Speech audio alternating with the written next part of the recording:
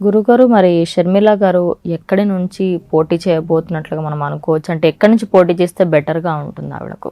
అంటే మనము నిర్ణయించలేము గదా తల్లి. ఒక చోట నుంచి ఆమె చేస్తే బాగుంటుంది అని మనం ఎలా చెప్పగలుగుతామమ్మా?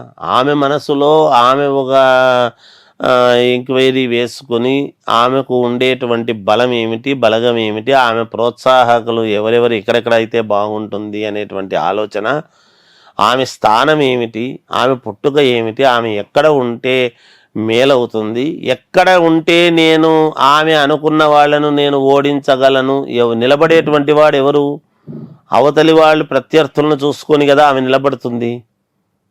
అంతే కదమ్మా. ఎవరైనా నేను వీడి మీద పోటీ చేసి గెలవాలి అనేటువంటి ఒక కోరిక ఏదో ఉంటుంది.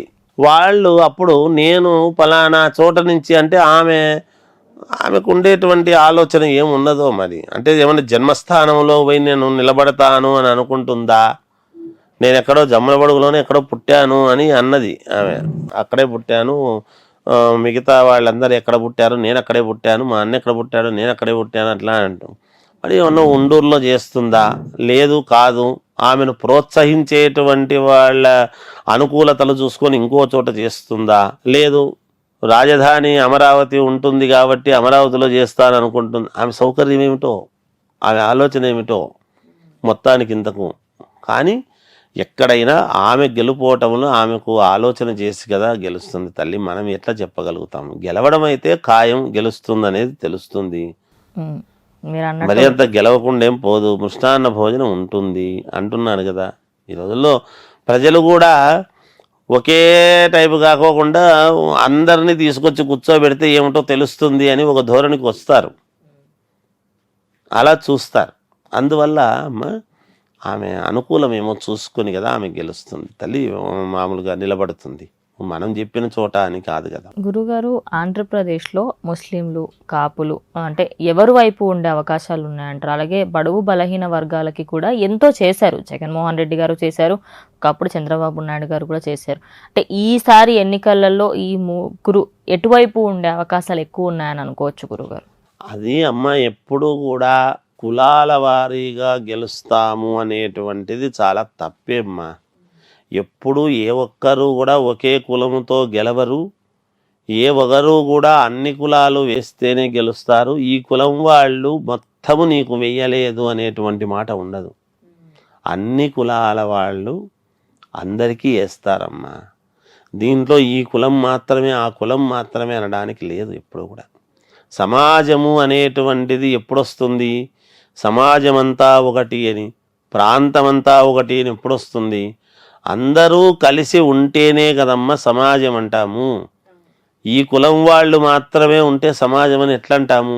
ఏదో ఏ 2-3 కులాలు మాత్రమే ఉంటే సమాజము అని అనరు.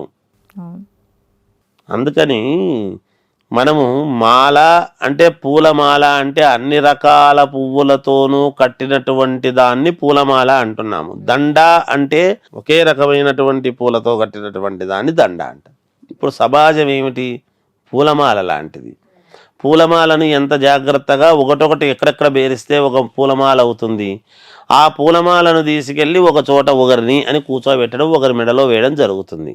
నాకు తెలిసినంత వరకు ఎవ్వరూ కూడా అన్ని కులాల వాళ్ళు, అన్ని మతాల వాళ్ళు వేస్తేనే ఎవరైనా గెలవగలుగుతారు. నాకు ఈ కులం వాళ్ళు మేము మద్దతు చేయము అంటే వాళ్ళకు జరిగిన అన్యాయం ఏదో ఉంటుంది. దానికి ఒక మాట అడుగుతారు, తప్పు లేదు కదా. మా వ్యవస్థలో ఇలా జరుగుతుంది అనేటువంటి దీనికి వచ్చినప్పుడు అన్ని కులాల వాళ్ళు అందరూ అడుగుతున్నారు. బ్రాహ్మణులకు అనేక రకాల అన్యాయాలు జరుగుతున్నాయి నిజానికి సమాజంలో. నిజంగా కూడా చెప్తున్నాను, బ్రాహ్మణులలో పెద్దలైనటువంటి వాళ్లకు ఎవరైనా ఒక ఉపకృతో ఒక అవార్డు ఇస్తే అందరికీ వచ్చింది అనేటువంటి సంతోషముతో దక్కినంత మాత్రాన నోటికి 4 వేళ్ళు పోవు. ప్రతి వాళ్ళు మేమిస్తే బతుకుతున్నారు కదా మీరు అని తక్కువ చూపుతో చూసేటువంటి వాళ్ళు ఉన్నారు. అందరూ చూస్తున్నారని నేను అనడం లేదు.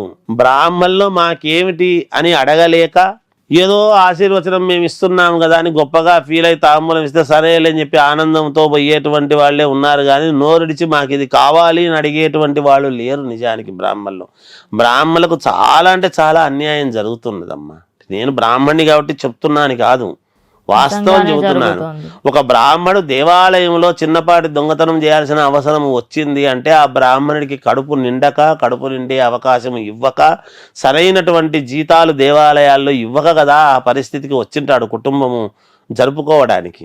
బ్రాహ్మడు దొంగతనం చేసినాడు, దేవాలయాల్లో బ్రాహ్మణులు ఇట్లా తయారైనారు అని చెప్పేటువంటిది ఫోకస్ చేసి చూపిస్తారు, కానీ ఎందుకు చేయాల్సి వచ్చింది, కారణం ఏమిటి అని ఆలోచించేటువంటి వ్యవస్థ లేదు తల్లి. అందుకని అమ్మ, ఆ సమాజంలో అందరూ కలిసి గొప్పగా కలిసి ఉండి అందరూ సమన్వయముతో వేస్తేనే ఎవరైనా నాయకుడు కాగలుగుతాడు. అందరి అవసరము నాయకుడికి అవసరము.